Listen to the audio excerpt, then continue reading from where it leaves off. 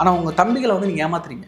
இது ஒரு நல்ல மாற்றத்தை கொடுப்பாங்கன்னு சொல்லிட்டு ஒரு 30 லட்சம் பேர் ஓட்டு போட்டாங்களே, அந்த 30 லட்சம் பேர் ஏமாத்துறீங்க. இன்னைக்கு என்ன ஆயிடுச்சுன்னா, அவருடைய நிலைமை, அவர் பேசக்கூடிய அரசியல் விஜய்க்கு எதிராக இல்லை, அவருக்கு எதிராக பேசிட்டு இருக்காரு.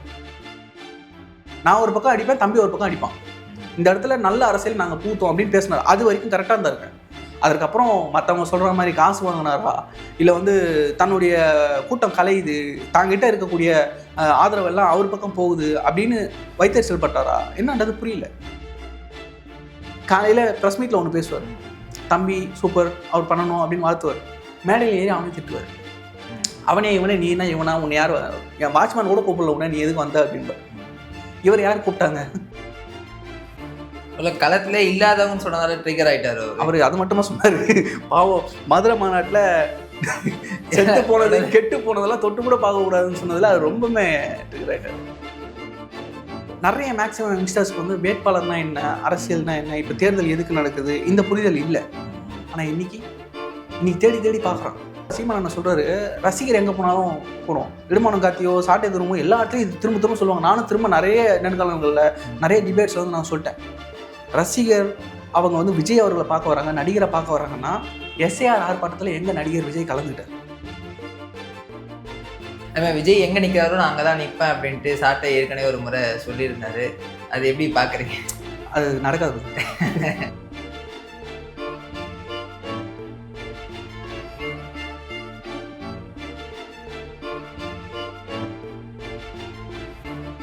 சீமான் அவர்கள் நேற்று வந்து ஒரு ப்ரெஸ் மீட் கொடுக்குறாரு ப்ரோ. அதில் வந்து விஜய் தம்பி திரும்ப ஃபர்ஸ்ட்லேருந்து ஆரம்பிச்சிட்டாரு. எப்படி பார்க்குறீங்க? ஆக்சுவலாக வந்து அண்ணனுடைய பேச்சுக்கள்லாம் வந்து நீங்களும் சரி நானும் சரி, நம்ம ஒரு ஏஜ் ஒரு கேட்டகரி வந்துருப்போம், அரசியல் பார்க்க ஆரம்பித்த ஒரு கேட்டகரி. அந்த நேரத்துலேருந்து அவருடைய பேச்சுக்களை கேட்டு வளர்ந்தவங்கள தான் இருப்போம். அது சரியோ தப்போ இல்லை அது நம்மளுக்கு பிடிக்குதோ பிடிக்கலையோ அவரோட பேச்சு கேட்காத இடமே கிடையாது. ஏன்னா சோசியல் மீடியா பூமான உடனே சீமான் பூமானார். ஸோ மீடியாவில் எனக்கு காட்டல நீ இன்றைக்கும் பேசக்கூடிய ஒரு மீடியாவிலலாம் அவரை பார்த்து தான் நம்ம வளர்ந்தோம். அவர் ஒரு கட்சி ஆரம்பித்து அந்த கட்சியை வந்து இத்தனை வருஷமாக கொண்டு வரதுல எவ்வளோ மெனக்கெட்டிருப்பார், எவ்வளோ உழைச்சிருப்பாருன்றதுல எந்த மாற்று கருத்தும் இல்லை. ஆனால் இன்றைக்கி அவர் எடுக்கக்கூடிய நிலைப்பாடுகள் அவர் சரியான பாதையில் போகிறாரா அப்படின்ற ஒரு கேள்வி இருக்குது.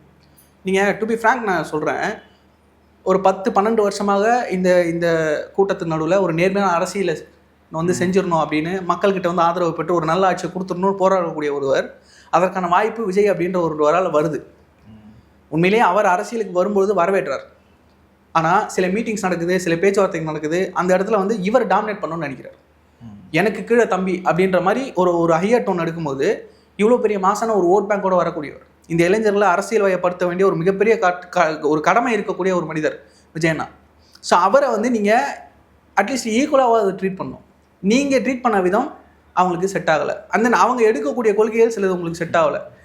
எவ்வளவோ கட்சிகள் கொள்கைகள் வேண்டாம், இந்த அரசியல் நிலைப்பாட்டில் நம்ம வெற்றி பெறணும், ஆட்சிக்கு வரணும், ஆட்சி அதிகாரத்துக்கு வந்து நம்ம மக்களுக்கு நல்லது செய்யணும் அப்படின்னா சில சமரசங்கள் செஞ்சு தான் ஆகணும். அது அண்ணாவாக செஞ்சுருக்காரு, எம்ஜிஆர் அவர்களும் செஞ்சுருக்காங்க, பலருமே வந்து பல காலகட்டங்களில். அதுக்காக நீங்கள் கொள்கையிலேருந்து மாறி போய் மக்களுக்கு நல்லது செய்தது மட்டும்தாங்க நல்ல கொள்கை. நீங்கள் அதுக்கப்புறம் யாரை பின்பற்றுறீங்க, யார் சொல்கிறத பின்பற்றுறீங்க, எல்லா தலைவர்களும் நல்லவர்கள் தான், எல்லோருமே மக்களுக்காக போராடினவங்க தான்.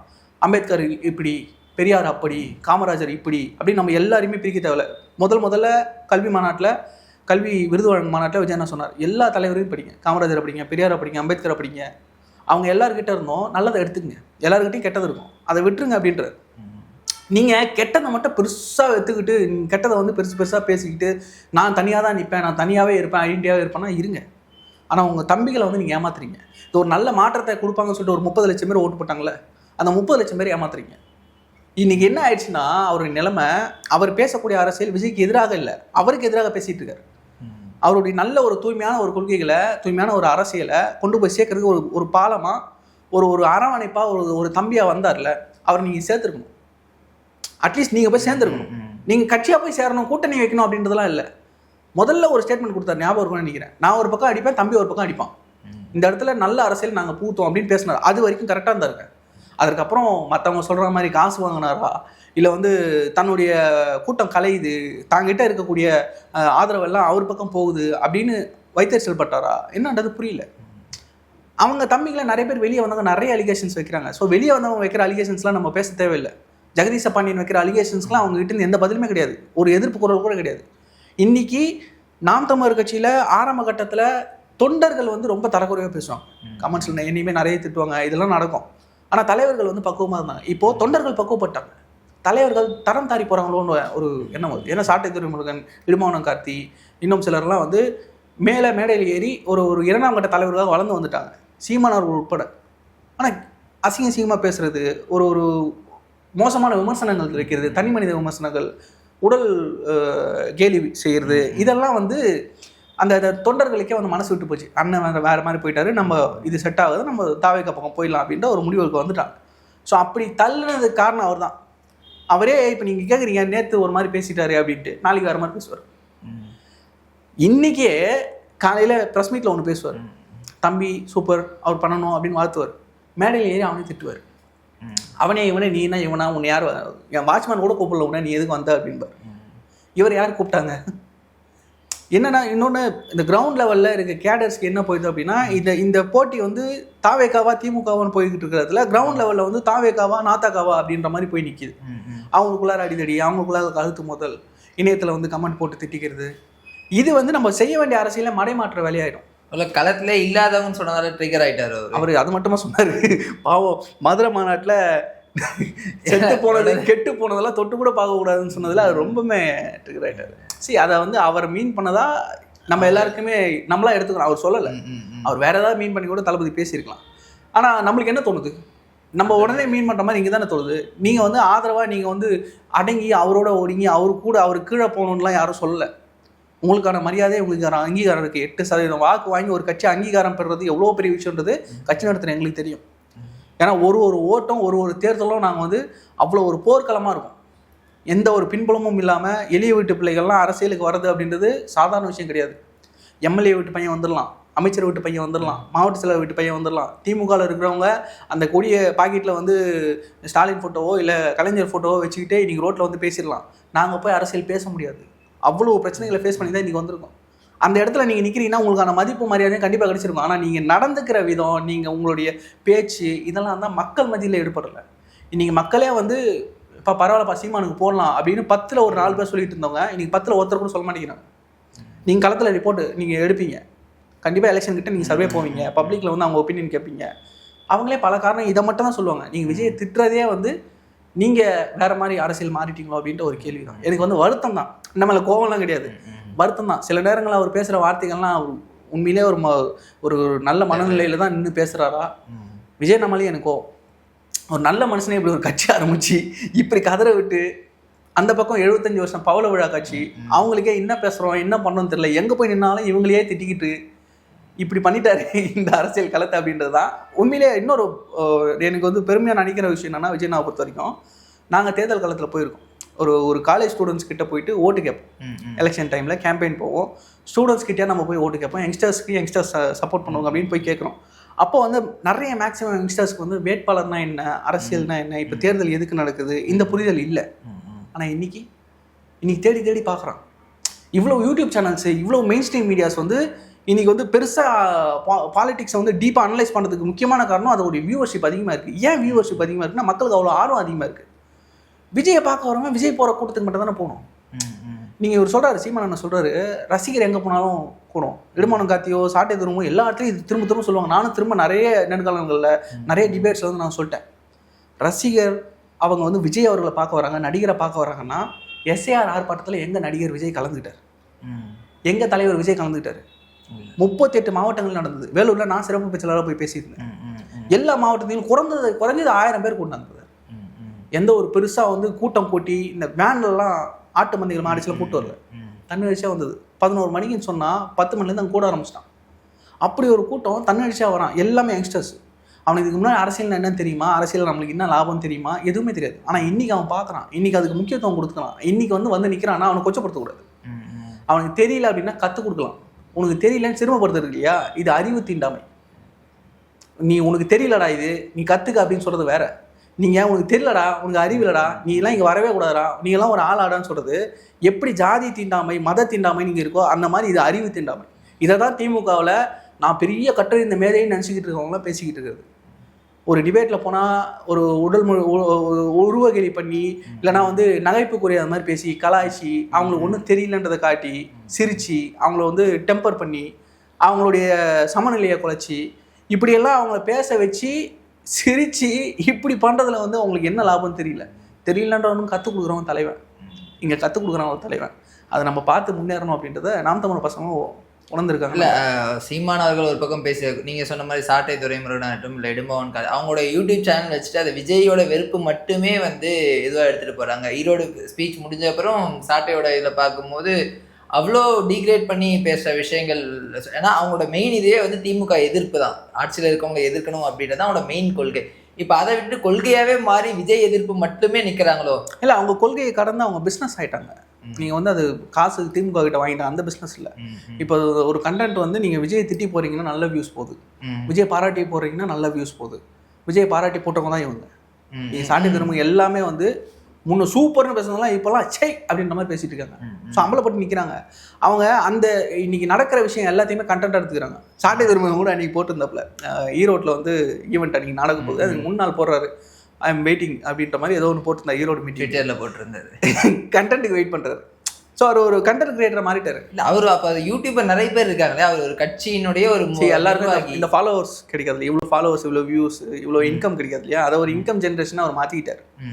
ஸோ நீங்கள் கொள்கையை பேசுகிறீங்க, அதாவது ஒரு மேடை போட்டால் அவங்க சொல்கிற மாதிரி 1 மணி நேரம் பேசுகிறாங்க, 1 மணி நேரத்தில் 3/4 மணி நேரம் வந்து கொள்கையில் பேசுகிறாங்க, ஒரு 1/4 மணி நேரம் வந்து இந்த பக்கம் திட்டி பேசுகிறாங்க. அந்த திட்டி பேசுறதுக்கு காரணம் வியூவர்ஷிப் அதிகமாகும், நிறைய பேர் பார்ப்பாங்க, இது வந்து நியூஸ் ஆகும், ட்ரெண்ட் ஆகும், இந்த ட்ரெண்டிங்க்கு பேசுறது இதெல்லாம். இன்னும் வந்து நாங்கள் இவ்வளோ நேரம் பேசுவோம், நீங்கள் பேசுவீங்களான்னா பேச்சு போட்டி நடக்குதுங்க. நான் என்ன கேட்குறேன், பேச்சு போட்டி நடக்குது. உங்களுக்கு மனசார இதை செய்யணும் அப்படின்னு நினைக்கிறவங்களாம் அதை டெலிவரி பண்ண முடியாது. அந்த டெலிவரி பண்ண முடியாததை அந்த குறையை வந்து சுட்டி காட்டி நீ இதனால் இதுக்கு வரக்கூடாது அப்படின்றது எந்த ஒரு ஏற்படுத்துறது இல்லை. ஸோ அவங்கள திருத்துவாங்க நான் நம்புகிறேன். அதுமாதிரி விஜய் எங்கே நிற்கிறாரோ நான் அங்கே தான் நிற்பேன் அப்படின்ட்டு சாட்டை ஏற்கனவே ஒரு முறை சொல்லியிருந்தாரு. அது எப்படி பார்க்குறீங்க? அது நடக்காது.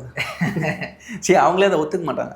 நீங்கள் சீமானா அப்படிலாம் விட மாட்டார். பெரிய தலைவர்கள்லாம் எதிர்த்து நின்று நீ வேஸ்ட் பண்ணாத எனர்ஜி. அவங்க வந்து ஆக்சுவலாக அவங்க போடுற எஃபர்ட்டு எல்லாம் வந்து அவங்களோடது மட்டும் இல்லை, அவங்க நம்பி காசு போடுறாங்க தம்பிங்க வெளிநாட்டில் இருந்து வேலை செஞ்சு. நீங்கள் நான் நிறைய பேர் அதை கொச்சப்படுத்துவாங்க, திருநெல்வேலி பிச்சைலாம் சொல்லுவாங்க. பட் அவனை நம்பி ஒருத்தவங்க போடுறாங்க, ஏதோ ஒரு நம்பிக்கை அவங்க மேலே வச்சுருக்காங்க. நாம் தமிழ் கட்சி மேலே ஏதோ ஒரு நம்பிக்கை வச்சுருக்காங்க. அவன் ஏதோ வெளிநாட்டில் இருந்து அரை வயிறு 1/4 வயிறு சாப்பிட்டு 1 நாள் 2 நாள் லீவை கூட வந்து எக்ஸ்ட்ரா வேலை பார்த்து நான் நீ பேசுறது கரெக்டாக இருக்குன்னா என்னால் வந்து ஊர்லேருந்து செய்ய முடியல, நீங்கள் செய்கிறீங்க, நான் உதவி பண்ணுறேன்னு அவன் போடுறாங்க. அது அவனுடைய ஒரு மனசை தான் நான் பார்க்குறேன். இவங்க அதை வாங்கிட்டு அதை எந்த மாதிரி யூஸ் பண்ணாங்க? 2.5 லட்ச ரூபா வாடகை வீடு, சொகுசான காரு, இங்கேருந்து போனால் கேரவனு, காடுகளுக்கு மாநாடு, நாங்கள் ஏசி கேரவனை போட்டு செய்கிறது. ஆனால் இந்த பக்கம் வந்து நீ என்ன ஜெட்டில் போகிற, நீ என்ன ஏசி கேரவனில் உட்காந்துருக்குன்னு அவங்க விமர்சனம் பண்ணுறது, தன்னுடைய முதுகை பார்க்காமலே அடுத்தவங்களை குறை சொல்கிறது, இதெல்லாம் வந்து அவங்க திருத்திக்கணும்.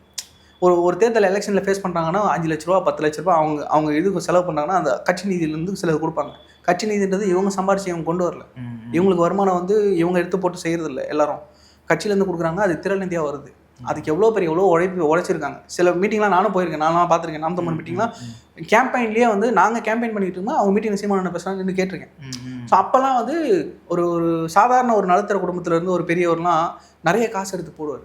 அவர் வந்து உண்டியலில் போகிறத கூட எண்ணி போடுவாங்க. ஆனால் வந்து இவங்களுக்கு கொடுக்குறத வந்து அவர் அப்படி பார்த்து கொடுக்கல. அப்படி நான் பார்த்துருக்கேன் நிறைய. அது எல்லாராலையும் சம்பாதிச்சிட முடியாது. ஆனால் அந்த சம்பாதிச்ச அந்த மரியாதையை பேரை வந்து இப்படி கெடுத்துக்குமா அப்படின்ற ஒரு ஆதங்கம் தான் எனக்கு அதிகமாக இருக்குது. அண்ட் இறுதியாக எடப்பாடி பழனிசாமி நேற்று பேசும்போது ஒற்ற கருத்துடையவர்கள் எல்லாமே ஒன்றிணைணும் அப்படின்ட்டு வந்து சொல்லியிருக்காரு. நயினா நாகேந்திரன் ஆல்ரெடி விஜய்க்கு வந்து நேரடியாகவே அழைப்பு விடுத்திருந்தாரு. வாய்ப்பு இருக்கா கூட்டணிக்கு? இன்னும் எனக்கு தெரிஞ்சு செங்கோட்டையன் அவர்கள் வந்ததுக்கப்புறம் வாய்ப்பு குறைவுன்னு தான் எனக்கு தோணுது. பட் ஆனால் வந்து அரசியல் எதுவும் வாய்ப்பு சாத்தியம் இருக்குது. ஆனால் பாஜக இருக்கிற இடத்துல தாவேக்கான்றது சத்தியமாக வாய்ப்பே கிடையாது. 100% வாய்ப்பே கிடையாது. என்டிஏ கூட்டணி இல்லைன்னு நீங்கள் திமுக எதிர்ப்பு நீங்கள் ஆட்சியில் இருக்கிறதுனால தான். அதுவே எதிர்கட்சி இருந்ததுனாலும் திமுக சாஃப்டாக தான் ஹேண்டில் பண்ணியிருக்கோம் தாவேக்கா.